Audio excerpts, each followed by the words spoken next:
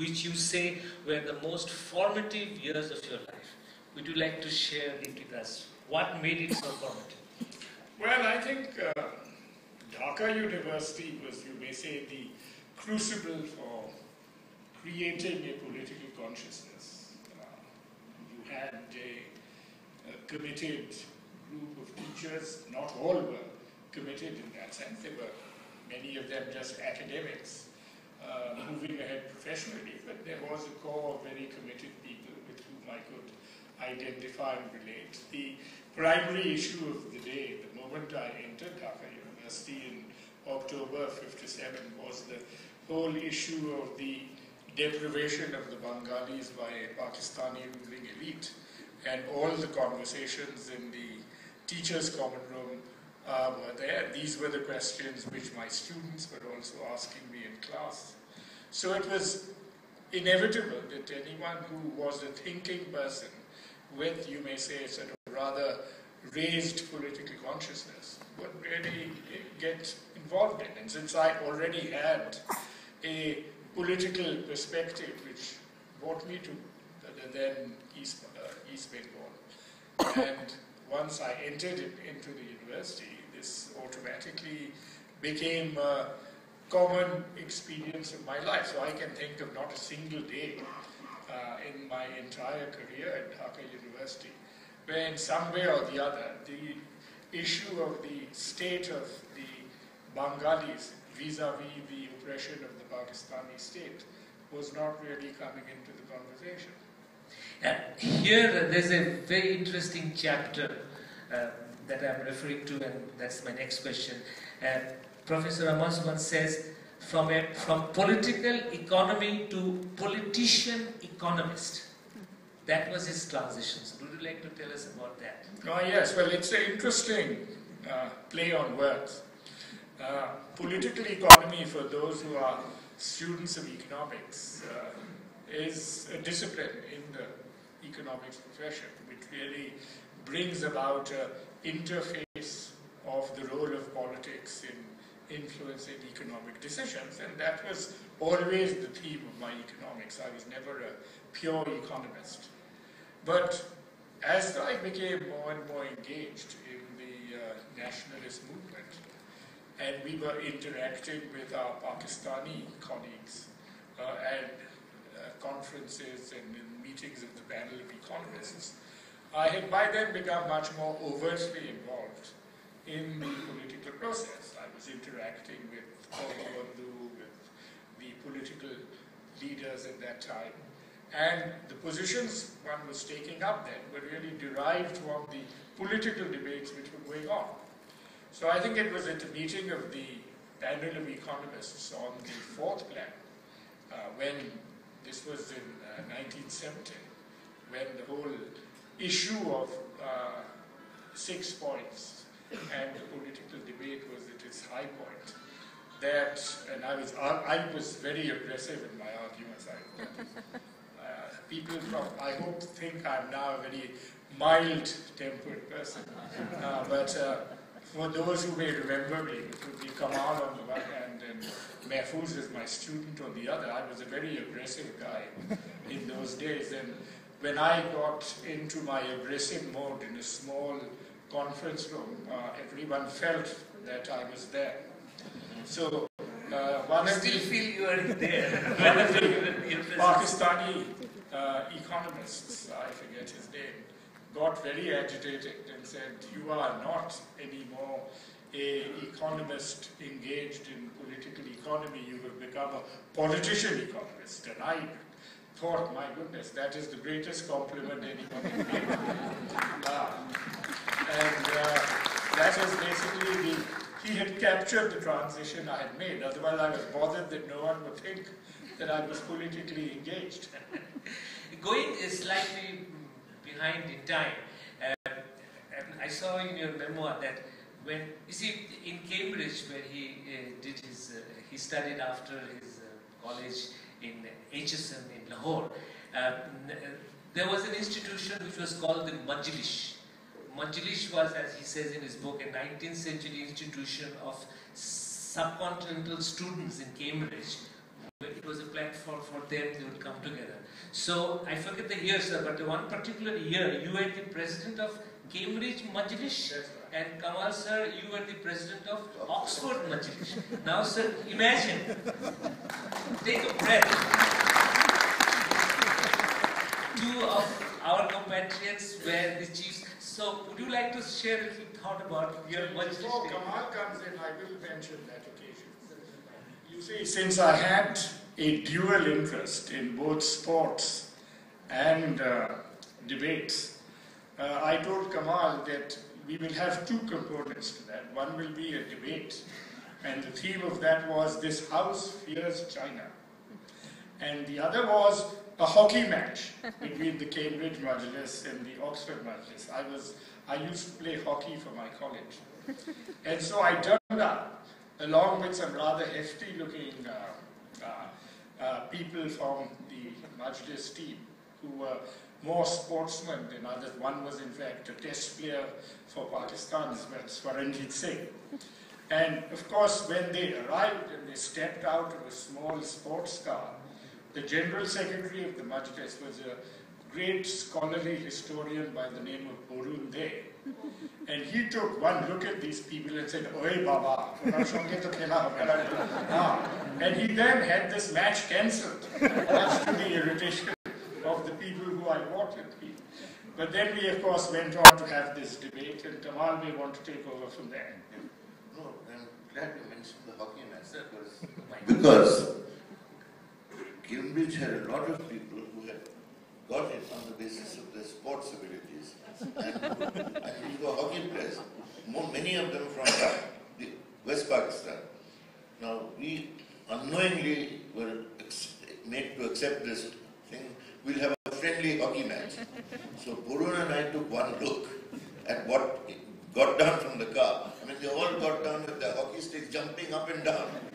So we looked around and said, we have nothing that can possibly face this. So please, Borun, go and cancel it. Discretion is the better part of valor. So that is very well recounted. On the debating side, this was a suggestion, this house fears China. Now, the year was, which was the year? 1955. 55, right. Now, see how early this was in those days. And on our side, the speakers were Rehman, myself, and Professor Murshid, my cousin. And on the other side was Omoto, and who was supporting Omoto? Sadiq Al-Mahdi, that's right. He became former Prime Minister of Sudan. So, as Rahman writes in the book, so it's interesting to see that how this debate went, because in the House this was a very lively debate, but the motion was defeated. This House does not fear China. So it's interesting how you reflect in 55 the views of young people from this part of the world and the outcomes. But it is a debate which is worth recounting, especially because given the different types of speakers who gave in different arguments, I wish we could also capture some of those arguments on each side. How did it come about that you two were the presidents of two majlises from Oxford and Cambridge? In the same year, I mean, these are curious coincidences. Well, I doubt that. No complicity. Well, I didn't mean that also. But, sir, in your memoir, you say that basically your political orientations began in Cambridge, and particularly you're moving towards left, which was because of your intimacy with Arif Nizami, and he being Arif Iftikhar, who's Mia Iftikhar's son. And so, would you like to share a few thoughts on that? Well, it was, I mean, there was a certain natural intellectual evolution which took place from the magazines you read, from the books you read, and then what you read and the thoughts you develop also influence the company you keep. So Arif Iftikhar was the son of probably the biggest landlord in the Punjab, but who was also, in fact, one of the few left politicians in Punjab politics, and owned the Pakistan Times. It was the great intellectual and left-wing daily of the day. And so we were the only Pakistanis who spoke out in criticism of the then government and all its maneuverings which were going on. And we were very critical of Pakistan's association with the Western strategic pacts like the Baghdad Pact and the South Asia Treaty Organization, Seattle. And of course, I became very friendly with Omar Hussain, who had come as part of the left tradition of Presidency College and was very well read in Marxist literature. And so we became a sort of natural community of people who argued together. In fact, when I was president of the Majlis, we organized a debate with the University Conservative Club. I've mentioned this, on the theme of this house rejects Seattle. And Omar Hussain, myself, and Arif Iftikhar took on the Conservatives from Cambridge, and I would like to think we gave them a good thrashing. Of course, this is not an objective opinion. But one of the results of that was that one of the people who debated against us, Harvey Stockwell, became a very famous journalist on the Asia circuit who began his career in Dhaka.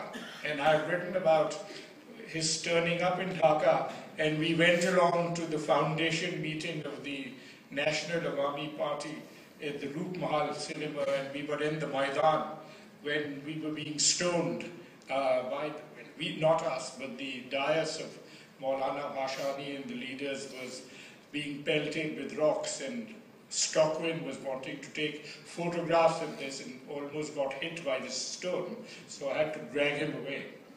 When from Cambridge, Professor Rehman Sobhan decides to come to Dhaka. This is 1957, right? And so, already quite politically conscious and decides to come to Dhaka. But he is linked with the Nawab family, so he lives with Khaja Nazimuddin, right, in his house. So, sir, by 57, Muslim League was already sort of drowned. So, and coming with your political sort of inclination and being the person you are, living in the house of the person who is quite discredited, can you tell us the family situation at that time? Well, the story I mentioned actually is in a way different.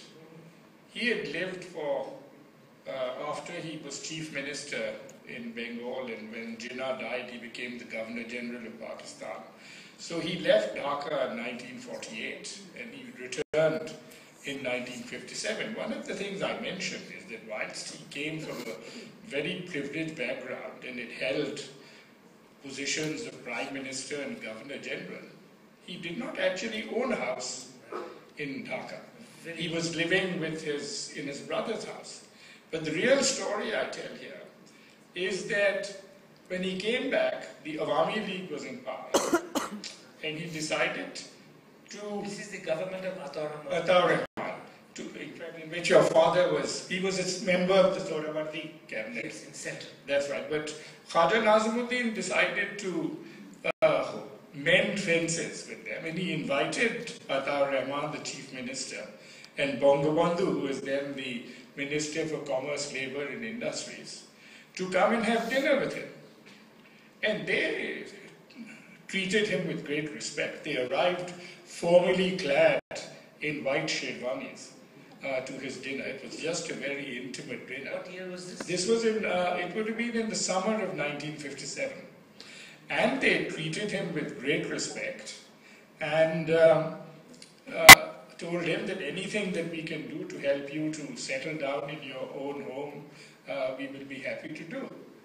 And this was the political culture of that time.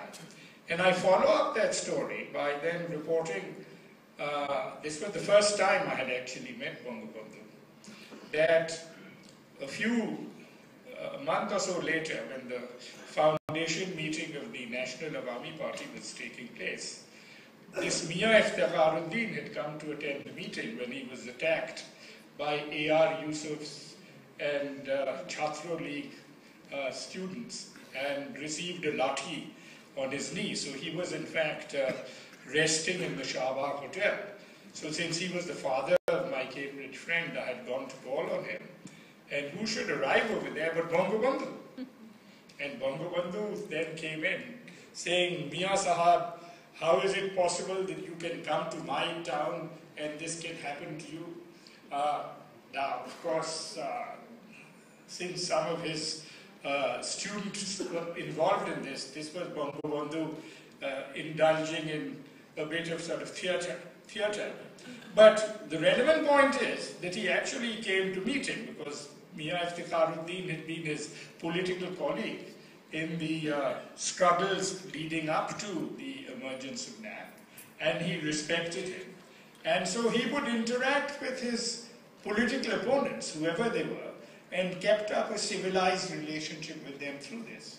But when he saw me there, I remember he was very surprised because last he'd seen me with the right-wing political leader, and here was I sitting with the most left-wing of the political leaders, so he sort of wanted to know what exactly was going on over here. And the remarkable thing about Bangabandhu is when I met him again, I'd been meeting him off and on, but when we joined the Planning Commission, when he invited us, he reminded me of our first meeting with Khaja Nazimuddin. And he remembered that incident.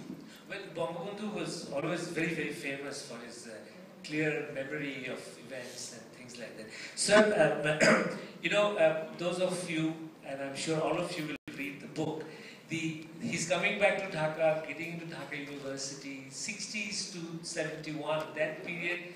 We see Rehman Sobhan emerging as an eminent economist, a strong voice for the inequalities that existed between the two provinces, and really giving,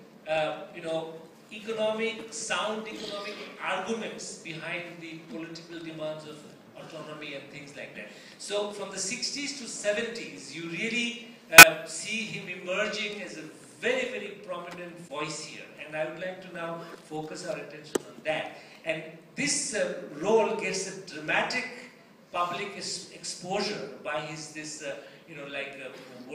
duel of words with President Ayub Khan. Rehman Sobhan in a seminar announces or gives his thesis of two economy of Pakistan, and then the next day the journalists ask Ayub that, what do you think? And he said, there's only one economy.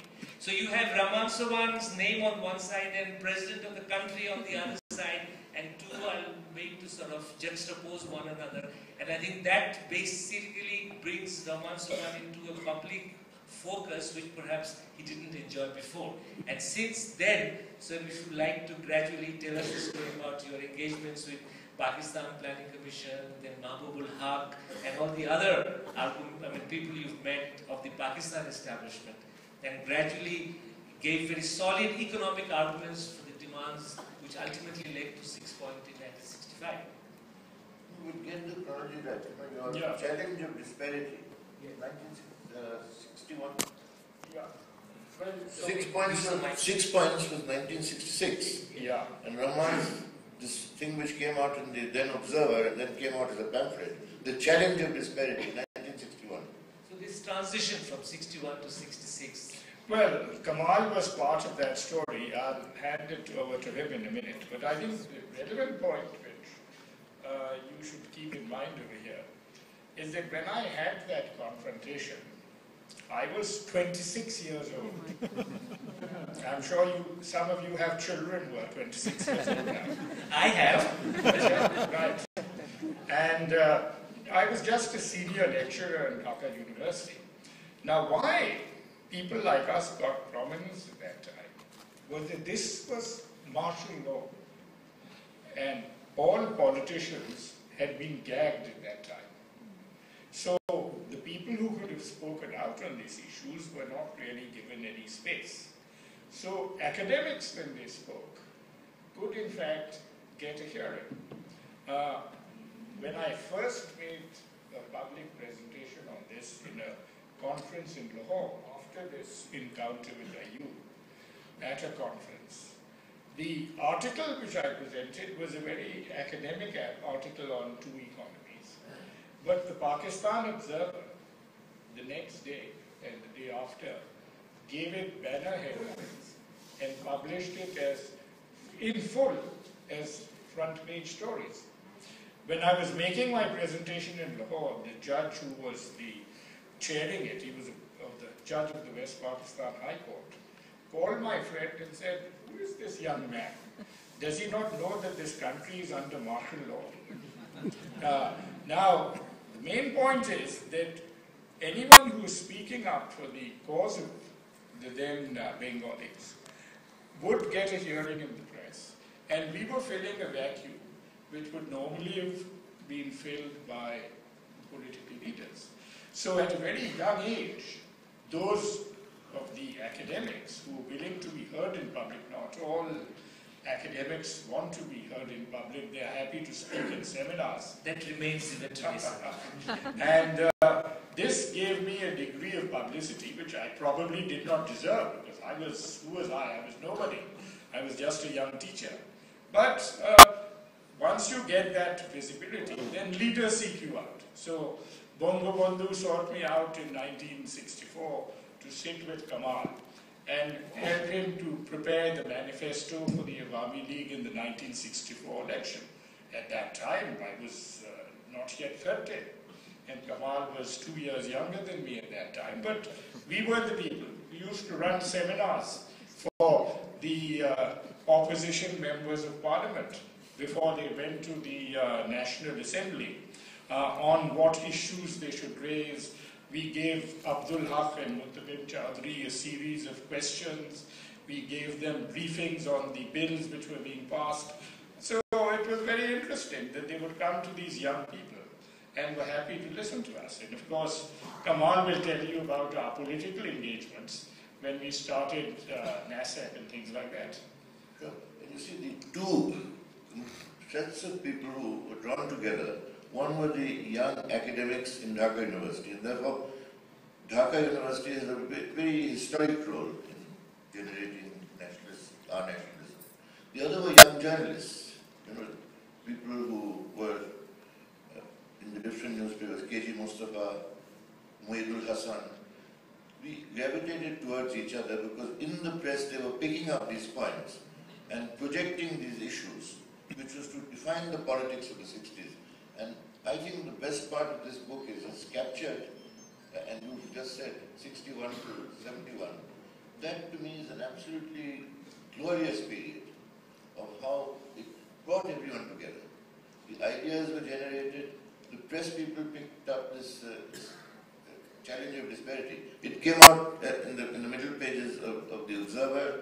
From that they said, no, now let's make a pamphlet of it. So 61, this pamphleteering started. And so you had a very powerful combination. The intellectual inputs from the university and the pen of the journalist, of the socially conscious journalist, politically conscious journalist. And that is what created the whole national movement.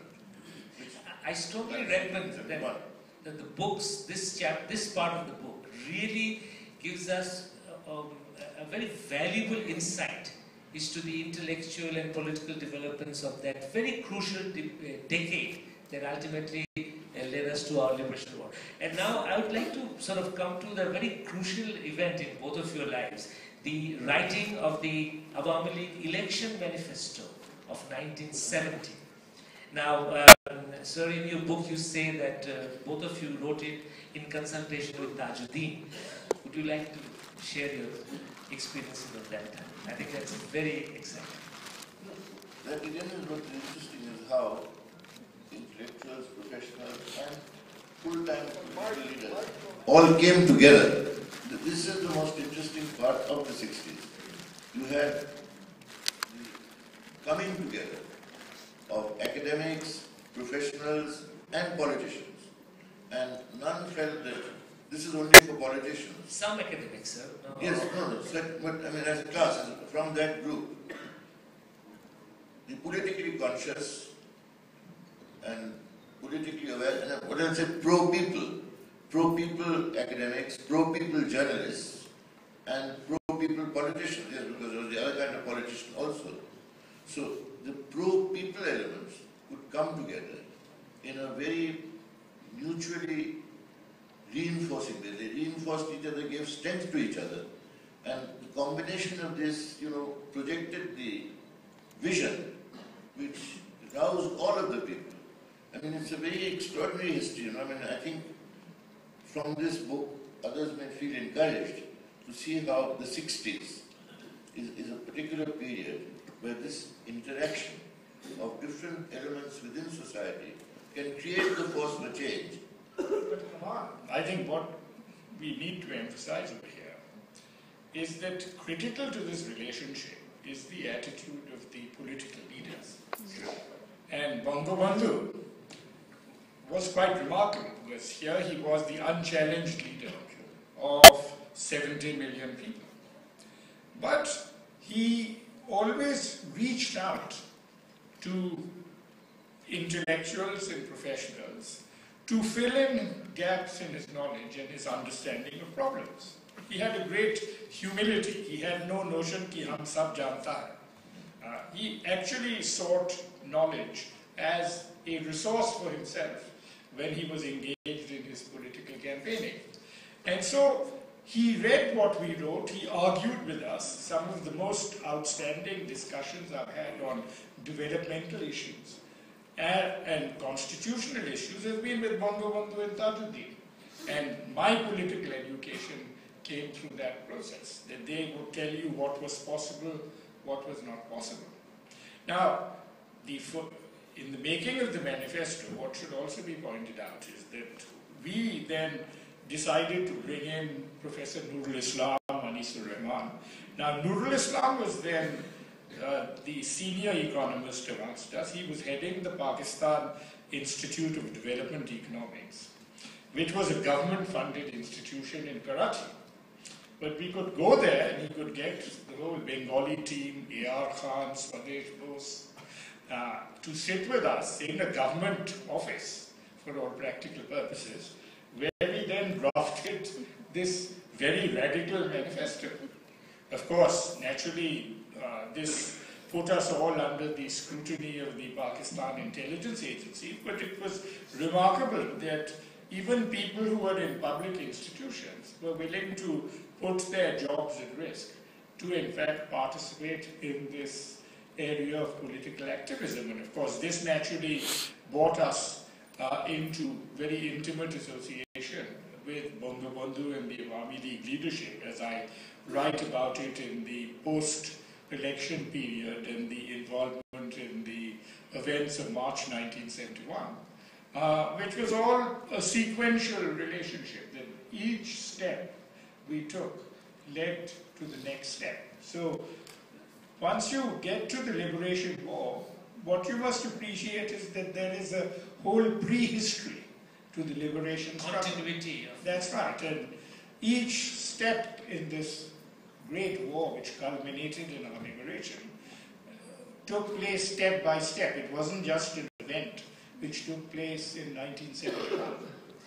So then we come to the event that really launches Professor Rehman Sobhan to a new life altogether. The crackdown on the night of the 25th of March, the genocide begins, and so it is on the 30th that you start. So he's warned that his house will be raided, and lo and behold, it was just the day after he actually left.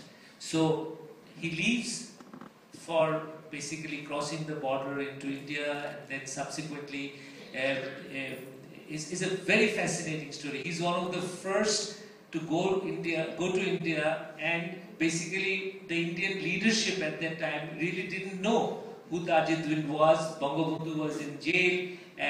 The Awami League, Kamal Hussain himself was in jail. The senior Awami League leaders were not known to the Indian establishment, not even Tajuddin. And there is this absolutely fascinating incident where actually Professor Rehman Sobhan introduces Tajuddin to the Indian establishment. So would you like to share that? Well, it wasn't quite that, in the sense that... you know by face. Yeah, that Anisur Rehman and myself were the first to go there with the Chief Minister of Tripura, who was basically taking M.R. Siddiqui there, because he was the only leader as the district president of the Awami League to turn up in Agartala. And the issue was for the Agartala administration, who were overwhelmed by all the Bengalis who were coming over the border, wanting arms, wanting shelter, to get the central government of India involved. And so the chief minister then decided that he must go there, and if he was to appeal to Indira Gandhi, he must have a senior Awami leader, league leader with him, and the only one available was M.R. Siddiqui. So when we met M.R. Siddiqui for the first time after coming across the border, and I asked him, do you know anyone in Delhi? He told me he'd never been to Delhi in his life. So since the only people who had kept any connection with people in India were the economists, and a number of our friends were in high office at that time, I offered to write him a letter of introduction since he didn't know anyone. So then he said, no, you come along with us. So when I went there, and I went to Delhi with him, and I then called up Amartya Sen.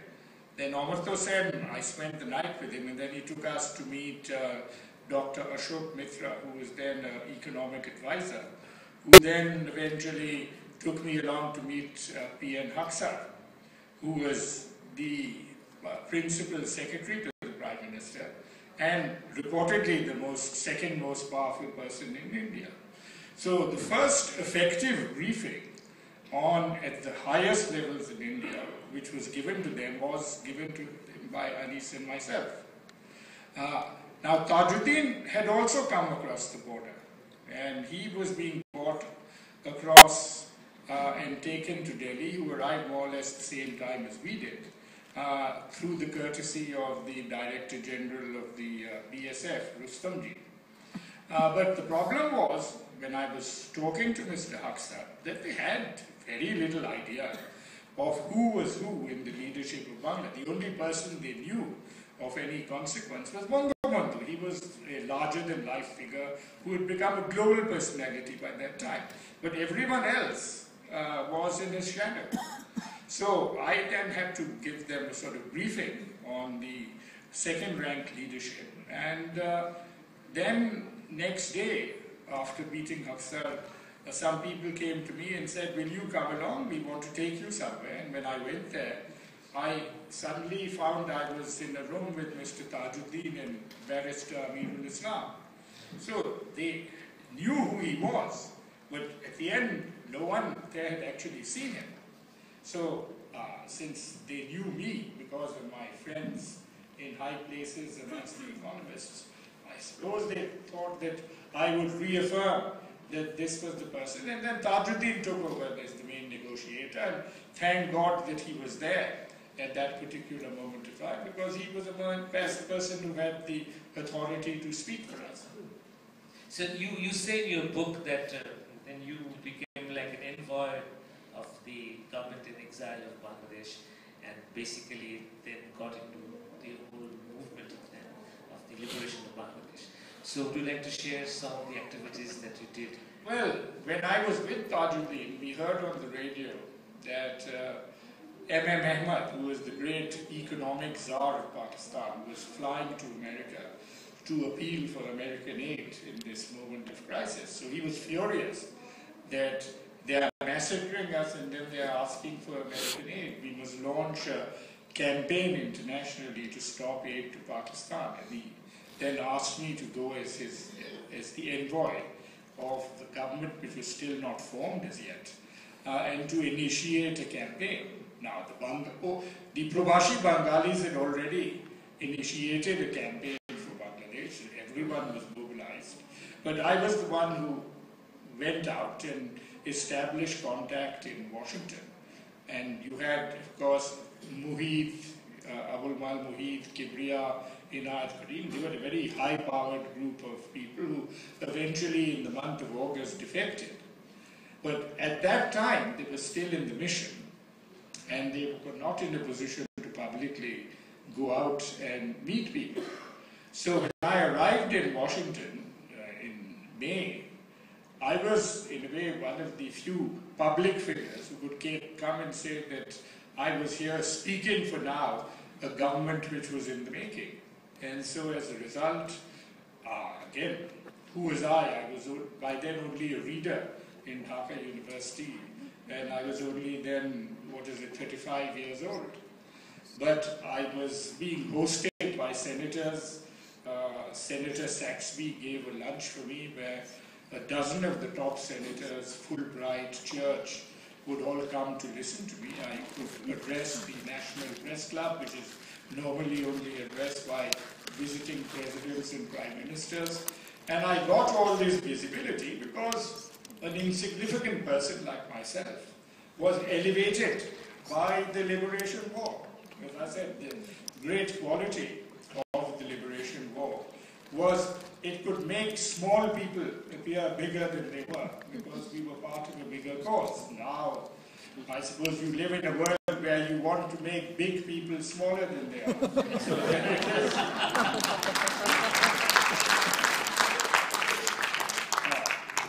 Well, sir, independence movement makes every one of us brave soldiers, of whatever age.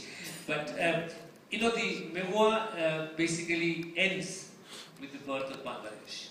And Professor Rehman Sobhan has promised us a sequel of his memoirs post-Bangladesh independence. So, sir, why do you call your memoir Untranquil Recollections? Well, it's a bit of a play on words. You see, when I was doing my HSC, English literature was one of my subjects, and one of my text readings was Wordsworth. And Wordsworth, who was one of the late poets, defined poetry as emotions recollected in tranquility. So I was recollecting, but since I was not a poet, I could only recollect it in untranquil terms. And of course, since all the life I chose, and the life that Kamal chose, was anyway an untranquil life, because if you want to lead a normal life, what do? You begin a career at the bottom, you move up the rung of opportunity, you then get to a pension stage, your children have become engineers and doctors, and you retire at home in front of the television set, living on your pension. Now here was I suppose, in one short life, having to leave my country at least on 3 or 4 occasions on an involuntary basis. In 71, again after the assassination of Bangabandhu, we refused to be part of the society at that time. We went off to Oxford. So life had all its ups and downs, and it was in that sense what I would call an untranquil life. So the recollections were untranquil, but the subtext was that these were the years of fulfillment, because these were great moments for us. And I quote again Wordsworth. As I said, I didn't know much English literature, but I did remember my Wordsworth. And his Ode to the French Revolution, I give that as the opening quote, that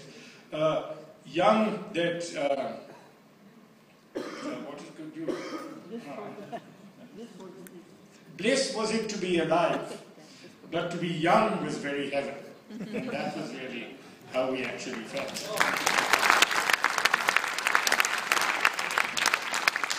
Kamal, let me come to you now. You've been his lifelong friend.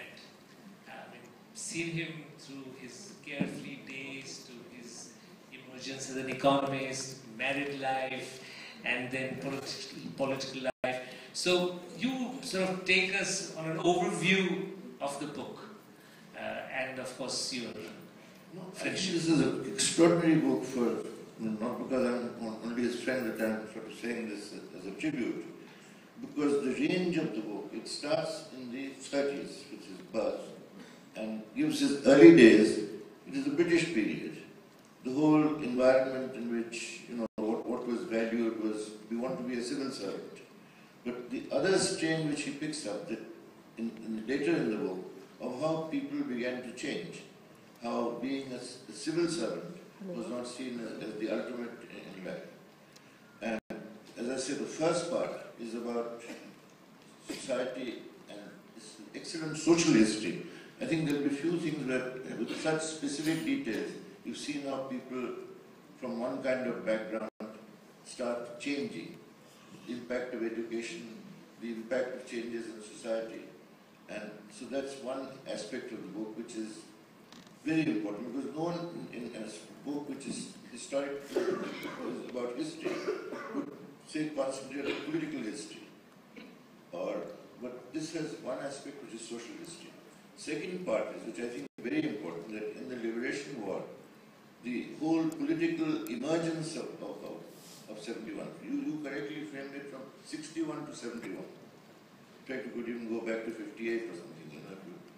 But 61 to, you could go back to 52, but so 61 to 71 is very important to see how. You see, and he makes a very good point. Independence doesn't come with one moment by declaration. And that is why this whole debate is completely sterile. It's a whole movement where people who are subject people, we were called second-class citizens. I would say we were not citizens at all in those days. And there was no election from 47 to 70.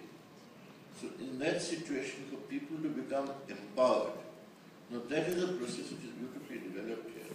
And the contributions of the different sections of the most conscious section. And here it was heaven to be young. That is the whole role. The role of the young. How the first defiance of martial law was the students refusing to take degrees from the appointee of the chief martial law administrator.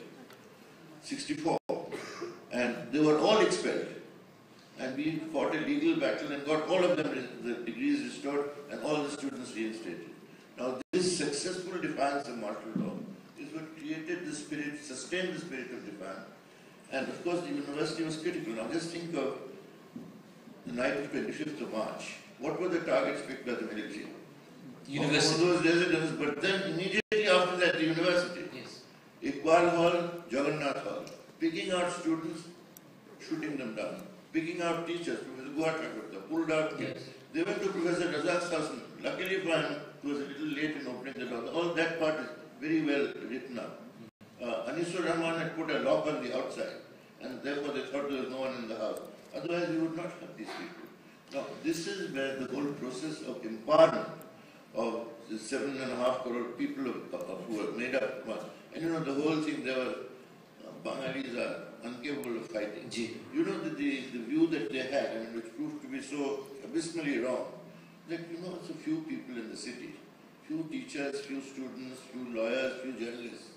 You have a military sort of operation, few thousand may be killed, and then the rest, everyone in the villages will stand up, and they're all, their view, they're all good Muslims, they will say Pakistan Zindabad. Yes. Now this was such an abysmal, I mean, total misconception, for which of course so many people died, and you know, Pakistan also suffered the humiliation that it did. 16th of December was brought down. Thank you. I would like to open it up to the House now for some limited number of questions. There's always a constraint of time. So I will be able to entertain only a few. So I suppose there's a mic around. So please kindly raise your hand. And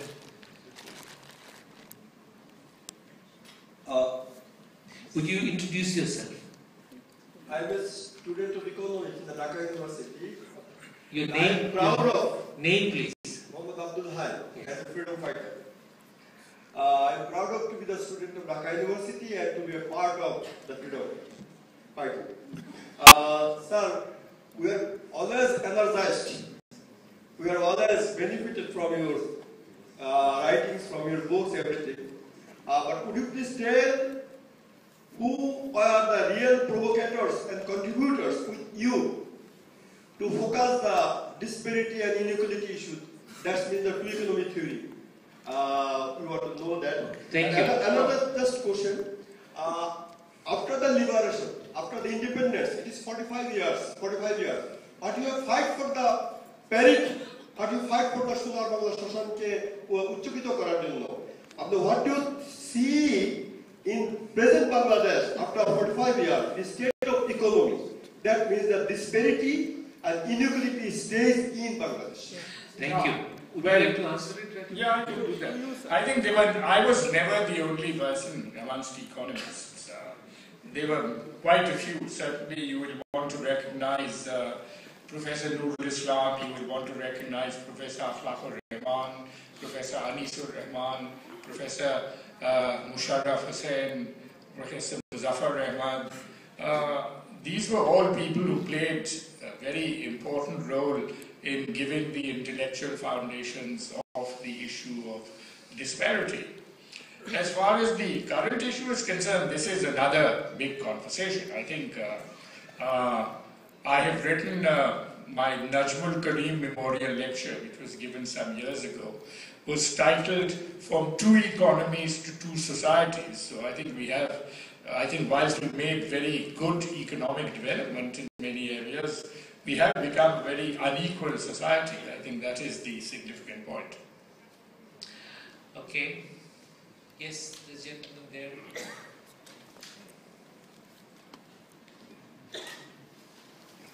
Can you hear me? Yes. My name is Iqbal Ahmed. I'm a researcher on child labor. The question to you, Dr. Rehman, is a bit on the lighter side. Earlier in this discussion, in explaining why you have chose to stay in this side of the country, in Bangladesh, on the east side, you had mentioned, I quote, to fulfill whatever political aspirations you may have. Did you have other aspirations, social or cultural? Well, we have, all of us, many facets to our personality,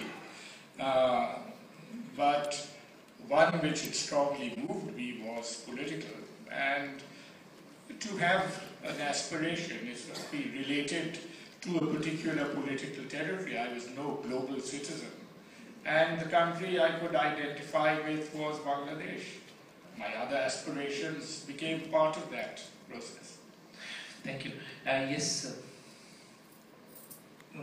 This is Shah Mohammad Farid, a former student of Professor Rehman Sobhan, a former teacher of Mahfuzana. Yes. Sir, after two serious questions, I think we need a lighter thing. Sir, would you please tell the story of your being almost killed while fleeing to India? Yes. Is it a lighter story? Oh my God. Well, as I said, the easiest solution to that is to encourage everyone here to buy the book. And the particular section I will point out is called Same Side Goal, where, as I said, if you go to see a football match in either Calcutta or Dhaka, and you kick a ball into your own goal, everyone shouts same side goal. So this was a situation in which I was worried about being captured by the Pakistan army, but then almost got killed by the other side. And two of the people who in fact were there to identify me, my student Mukhtar and his uncle Mufakkar, are sitting in this particular audience. So I think that is part of the narrative. Now, of course, that Shah Mohammad Farid is here, I wish to recognize him because he was a first-class first in economics, and I regarded him as one of my failures. Why did I regard him as one of my failures? Because throughout my entire teaching career, I spent my time trying to persuade my best students not to go into the civil service and to in fact become professional economists. And since he was and virtually all the top economists of my class in the 60s actually went into the civil service, and then post-liberation they got PhDs and became economists. But that was basically one of the problems. In fact, Kamal may remember that on the night before I left for Dhaka, we were having dinner together, and then the whole night was spent by Kamal and me persuading our cousin Paisa Murshid not to take the civil service exam and to in fact go in to become a lawyer. And of course that too was a failure. So there are many many failures in my ideological lectures. Okay. Excuse me. Yes, please. The organizers can kindly help me how much time I have for Q&A. At least on the official time we have 10 minutes. Yes. Good afternoon, sir. It's a great pleasure for all of us, especially the young faculty member. This is Washim Polash. I'm a university teacher. It's a great privilege for all of us to listen to towering personality like Rehman Sobhan and Dr. Kamal Hussain. My question, at the very inception of our journey as a nation, there is a great intellectual journey, especially in economic area. The great scholar like Nurul Islam. Question, please. Yeah, please. Professor Nurul Islam, Rehman Sobhan, Akhlaqur Rahman, Anisur Rahman. But after 45 years, our condition, especially in the arena of economic scholarly discussion and scholarly discussion in economic area is so poor. Why? Our foundation was so rich. Okay, we get your question. Yeah. Why is the state of economic studies so poor, having people like yourselves, so many others as our antecedents? Well, I don't know whether it's Because they all went to the civil service, right? as I said, I have written a lot on the economy, and so have others. So, as I said, either you may not have read it, or you may have read it and found our writings are very inadequate. I cannot say what the reason for that is, but quite a lot of writing has been going on, and quite good research has been done. I'll take one last question. Yes, please. No, I was just told to finish this. It's 5. Carry on. Okay. Up to, you've Okay. got another 10 minutes. Okay. My name is I'm a retired civil servant. We don't like it. Didn't persuade you either. I was in the subsidiary economics when you were my teacher. So my question is, you were a part of the liberation government in 1971. What do you think was the major mistake made by the liberation government at that time? The 9 months of struggle, or there was none? Thank you. No, actually, I was not a part of the government. I was an envoy. So most of the time, I was abroad. I only actually spent 1 month giving my report on my campaign in the Mujib Nagar government in Theatre Road.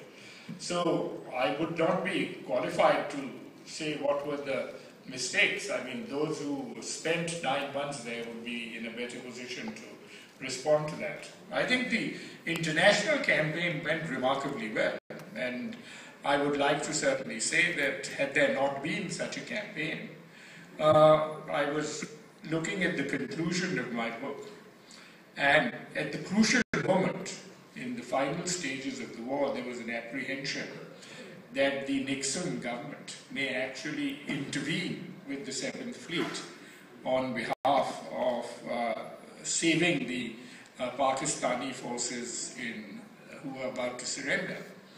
And the reason, I'm sure, or not completely, there were other reasons, but one of the factors was the huge campaign which went on, particularly targeting the US Congress, civil society and the media, which were all, as part of this campaign, supporting the Bangladesh cause and were very critical of the genocide which went on, and actually passed an amendment to the US aid bill, the Saxby Church Amendment, which was one of the central elements of the campaign.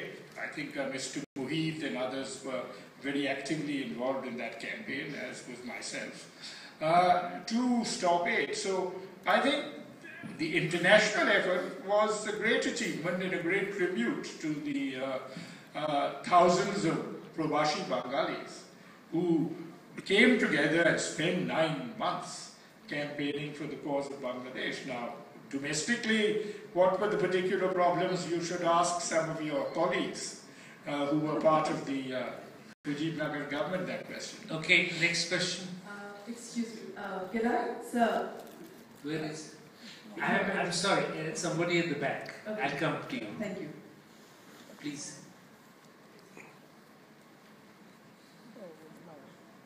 Thank you. Yeah.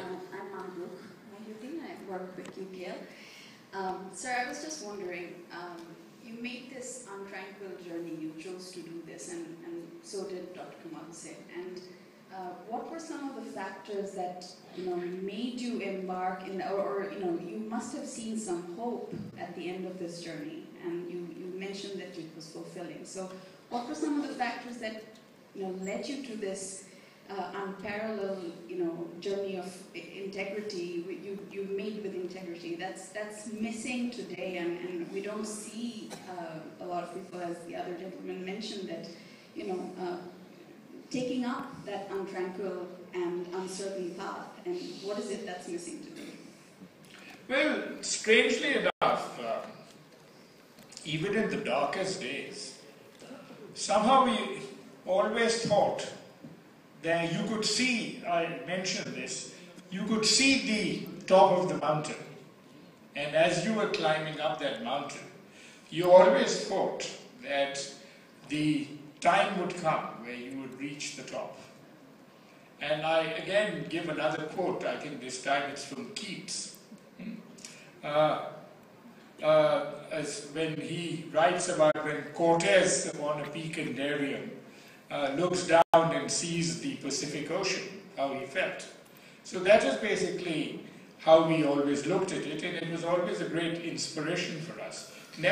And we had a whole community behind us. We were never alone in this fight. This was the great and encouraging moment, and the major political players were identified with this struggle. That's why you never had a sense of despair, even when we went through very dark moments. Kamal would confirm that as well.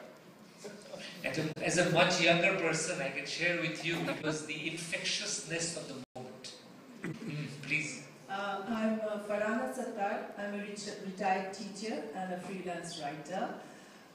So I'm honored to be in the presence of you and stalwarts like you and Dr. Kamal Hussain.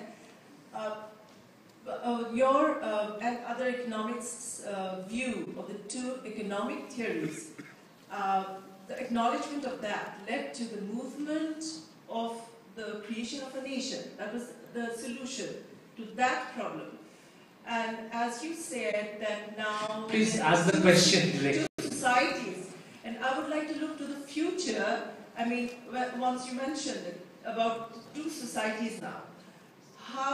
What is the solution to this? To unify our society as one homogeneous society. That is the problem that we are facing now. And I'd like to look at solutions, not just problems. Thank you. Well, I'm afraid you'll have to wait for the second volume and pray hard that I live long enough or my mind is alive enough to write it. But that prayer, sir, is instantly made from all of us. Please. Yes, please. The Victor Man at Financial Times, you didn't quite answer the second part of the previous question, but one, and that is, has the promise of those years been fulfilled today? And if not, if anything's gone wrong, what has gone wrong? Is it political? Is it economic? Is it both? In other words, what is the sort of, how do you feel the hope that you just described feeling in those years? Have those hopes been fulfilled? And if not, what's missing? Well, that is, as I said, whilst I would not want to be evasive to that question, this is in a way part of a much longer story, and I have, of course, been writing a lot about that in recent times, that many of the promises have been fulfilled. We have done in many areas much better than we had hoped. In other areas, there have been disappointments. We are a more divided society. We are a more socially and economically unequal society. These were all very important components of the liberation struggle and its underlying philosophy. But to satisfactorily answer that, I mean, I wouldn't want you to wait for the second volume, because actually I have a huge volume of contemporary writing on that subject, which, as I said, if you ever have the time or interest, I could refer you to them. So did you want to say something? Mike. Sir, Mike. Even in this volume, you might find part of the answer to some of these questions. I particularly refer to this chapter, this section, starting at page 331, headed People's Raj. Now, this is talking about the non-cooperation movement of March 1971, before 25th of March. And there's a remarkable account here of the state power with martial law was not with the people, but people were able to assert themselves, and there someone said, why are we disunited? Now that's the key, unity. Number two is the role of the press.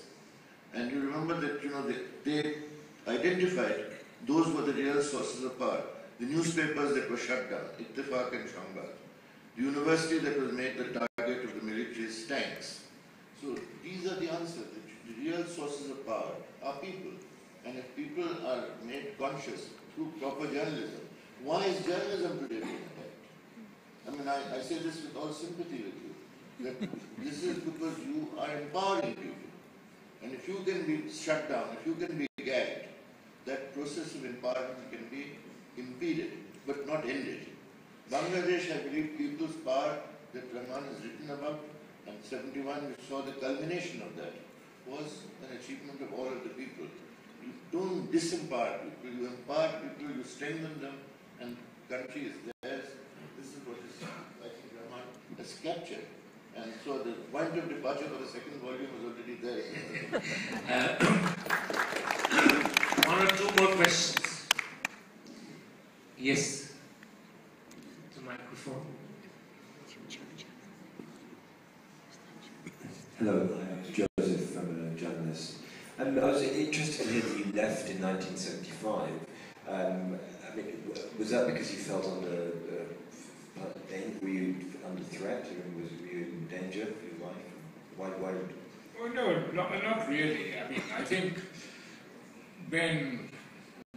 Did you say 75? Yes, why I left. Well, as I said, again, you will need to wait for the next volume. But I suppose the short answer to that is that the whole direction which the assassination of Bangabandhu and his co-leaders, in fact, took, suggested this was moving towards a society which was totally abhorrent to what we had fought for. And the whole thought of being associated with that was quite intolerable. But personally, I don't know that I was under any threat. It was just, as I said, not really being part of that process.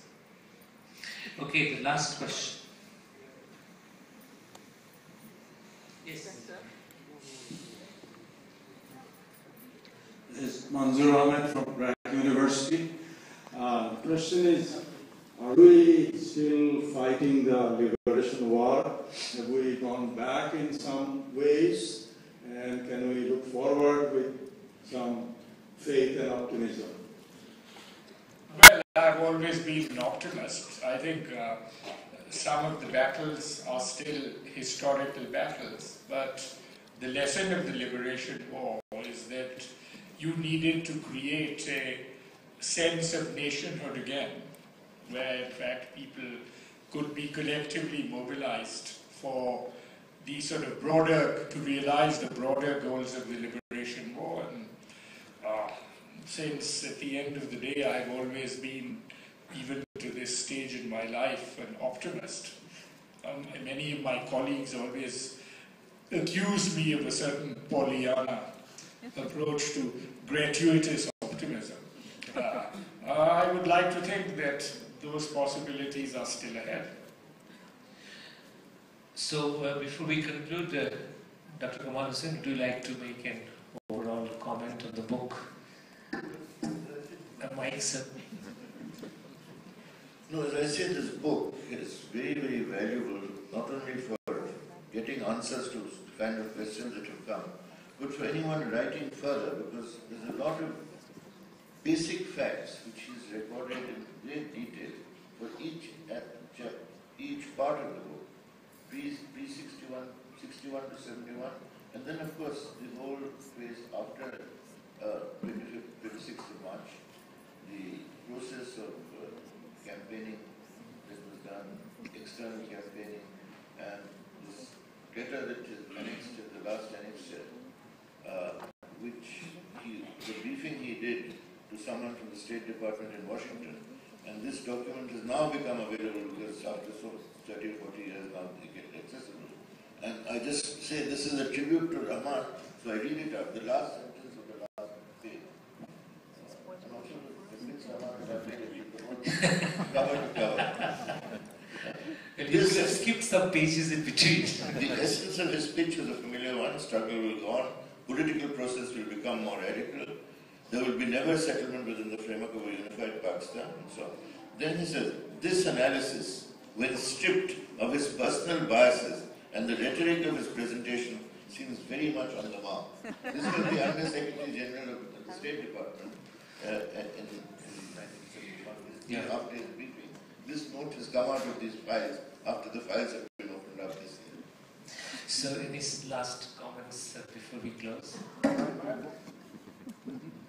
Well, thank you for all being here. It was a great adventure writing this book. I find now that my memory of those early years, and particularly of 1971, is very vivid. I can remember it almost on a day-to-day basis. Unfortunately, what I did last week is more difficult to do.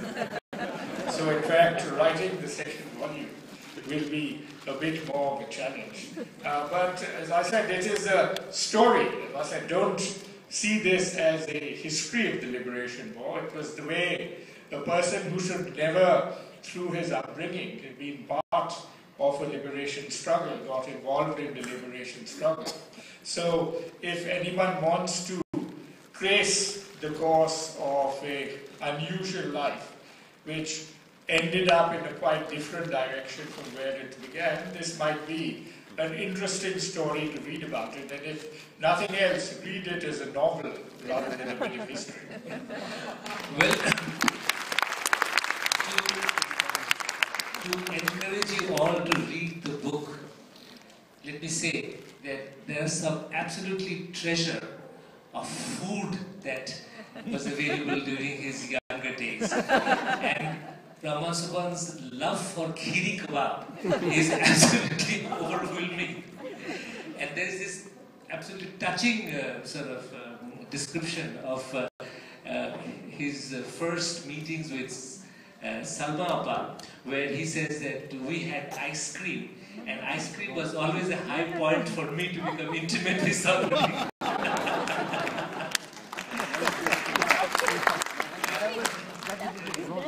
It is the person, Rehman Sobhan, that so beautifully comes out. That was my encounter with Rona. Well, I had another story with Rehman Appa, which again you will be very happy to know that at some period of his life he fell in love with cha-cha-cha, the dance, and we are, courtesy the book, we are made to know that even now in New York, Rehman Bhai and Ronak Appa goes to clubs to dance cha-cha-cha to see how their sense of rhythm is survive. So I think that encapsulates Professor Rehman Sobhan's joie de vivre. He's an intense intellectual, he's a committed patriot, he's a freedom fighter when times call for, but he has such a beautiful approach to life that he knows how to enjoy his life, his meals, and his cha-cha-cha and ice cream whenever chance permits. So we have here a man absolutely epitomizes the fullness of life. But sir, let me say, as your student and somebody who has greatly admired you and followed you, that even after 71, you have remained an inspiration to all of us. Your commitment to your discipline, your economics, your patriotism, and your being with us through all the turbulent times of the country post 71.